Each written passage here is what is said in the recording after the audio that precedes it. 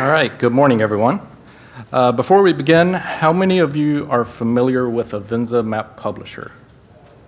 All right, that is quite the audience.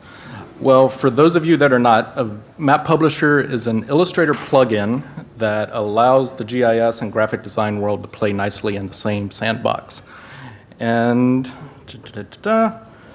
so in the early 2000s, National Geographic's workflow consisted of something that was probably very familiar to most of you in the room: GIS, exporting to Adobe Illustrator formats, stylizing, and everything being done in Illustrator. The problem or the limitation with this workflow is that anything being done in Illustrator was really difficult to get back into that GIS environment. So in 2010, at NACIS St. Petersburg, we saw a presentation on MAPublisher the last day of the conference, Friday, the last session. So I'm saying that because don't skip out on the Friday sessions. You might miss something. So we began quickly introducing MAPublisher into our workflow at that time. So what I'm going to show you here is a few of the tips and tricks that we're doing to get this done, not only from a production standpoint, but also from a map editing standpoint. And that's what Scott will demonstrate in just one moment. So we're going to begin by, you see this nice map of Africa. We're going to go to the map page location tool, and we're just going to add a few points. So,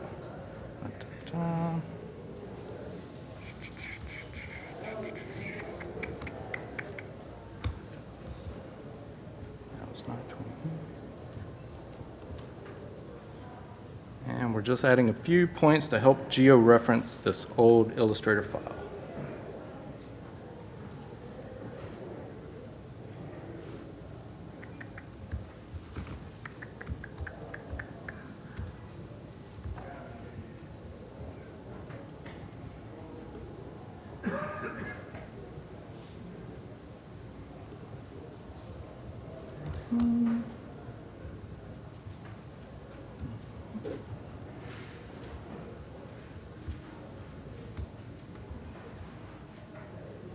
And add one last more right down here off of Lambert's Bay.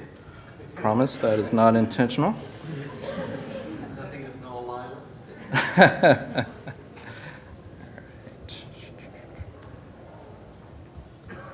All right. So now that we got the 4 points, we are going to go up and use the handy dandy georeferencer tool. And then 1, 2, 3, 4. And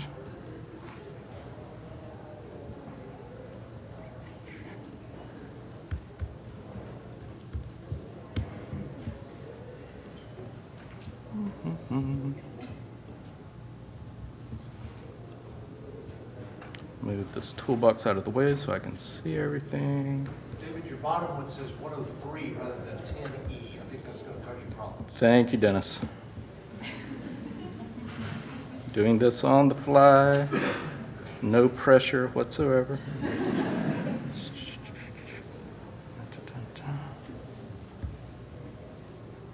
Hold on.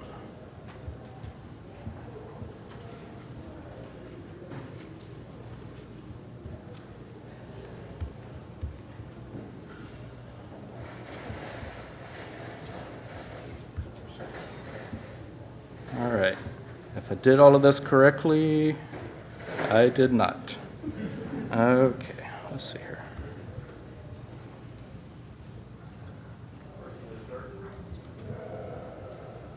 What was that?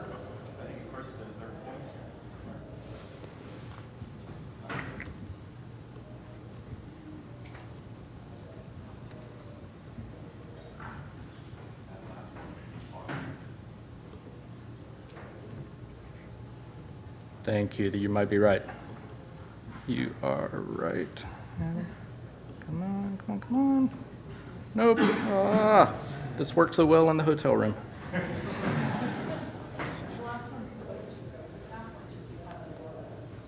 Your longs are a mix of negative and positives. That seems like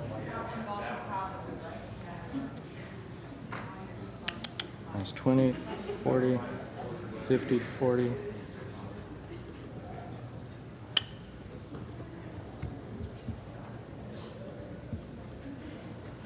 Come on. Thank you for your patience. Protection. Say again? So third point you have mixed this one swap, so 30 degrees south should be not longitude but latitude. So this should be 40? 40 is what you mark. Okay.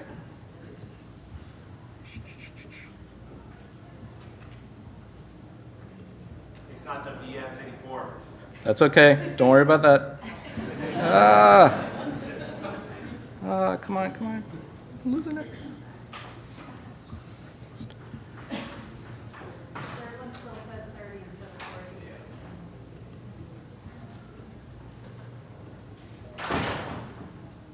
40. All right, this is what you get for doing a live demonstration.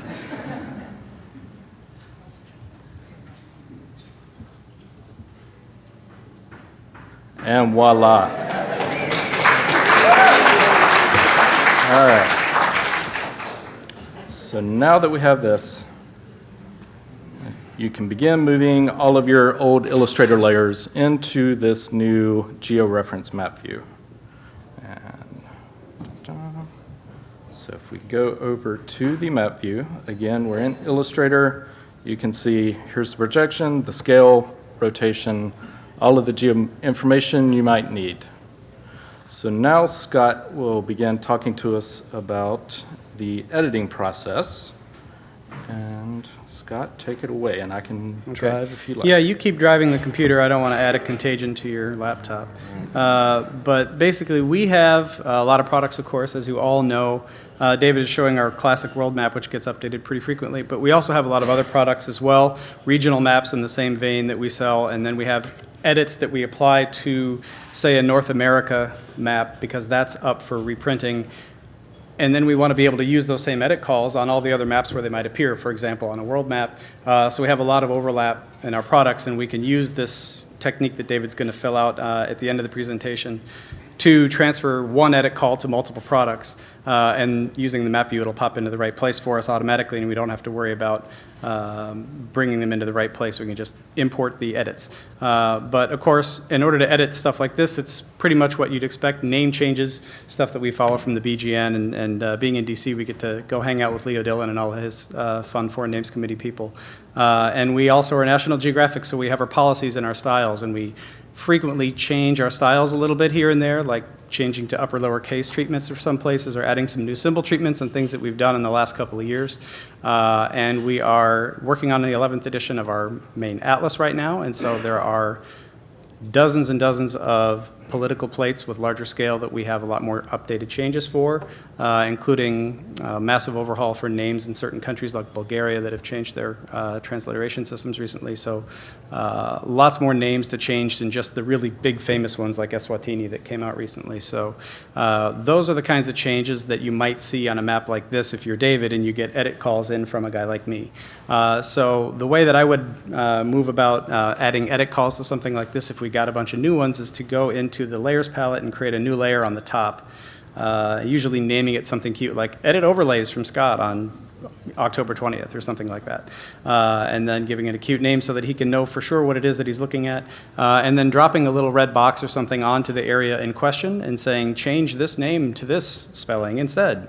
And with a little red box, dropping it on top of something like Alminia in Egypt to change the spelling of it, and then using the map attributes table to include all of the details for that edit.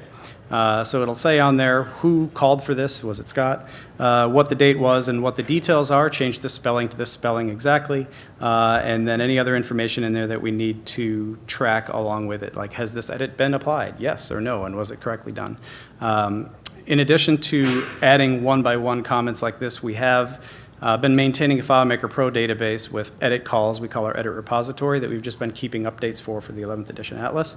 We'll probably refresh that, rehaul that when the 11th is complete, and we can kind of start over with a whole new bag full of edit calls that we know we need to keep track of to change our products. But for now, we can take a big dump of data from the FileMaker Pro database and bring those into the edit overlay and create calls straight from that so that they can drop straight in with lat and long coordinates into the map view. And then it'll say, these are the changes from the database. And so we can have hundreds, would you say? Several hundreds. For pretty much anywhere in the world. On this map that David is showing, there are probably dozens, but obviously the hundreds cover the more detailed scales that we do for the Atlas and other products. And then, as Scott was mentioning, even though those edits were applied to the world map, we have multiple maps across multiple products and multiple scales. So the beauty about MAPublisher, one more time, if you're not familiar, is you can copy map objects from other files that you already have open. Come on, come on. Such as the edit calls World Classic.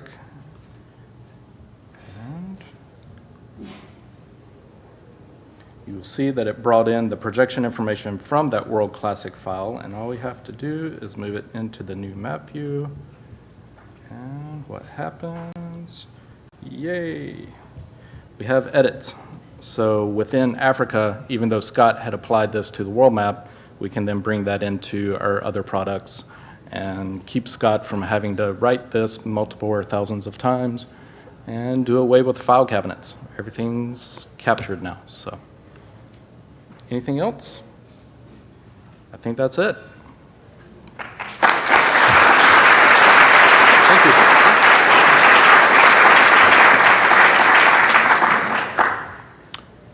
Any questions? Do we have time? All right. Got a question over here. And I do just want to say this looks a lot easier than dealing with clipping masks in the old Illustrator spec. I think I can be loud enough in this room. Scott, I'm just curious, when you're doing these edits, are you doing them on screen heads up, or do you have a paper sheet that you're transferring these from when you're doing just active editing? So for an example, I mentioned, well, there's a bunch of calls on this map in Egypt, and it's because of a transliteration change between the Arabic and the BGN has approved all these different spellings, and now we just want to apply them to here. And so what these come from is our edit repository, because we've entered all those in. We've kind of scanned to see which names in our products exist that now need to be changed according to the approved names. And so to change those, we've added them into the edit repository. And so it's just a bunch of key clicks in FileMaker Pro. And then for something like that, they would be brought in directly into to the map view, exported that way. But if I'm doing an individual call, say Eswatini happened and our geographer has made a decision that we're going to change the spelling and recognize that, then those calls get implemented one at a time, and I would just open the AI file and just go straight into the Illustrator layer and just make a red box and make sure it's in the right map view and click into the attribute table to include the comments. All right, I've got one question, of course, on the other side. If you can raise your hand again, thank you. Just a short question. When you georeference, are you going through the existing systems, or you can also georeference the custom definition? You can georeference custom, I'm pretty sure, but I'm just doing kind of what is already available. So. One more question? Or zero questions? Okay. Thank you guys so much. Thanks, everybody.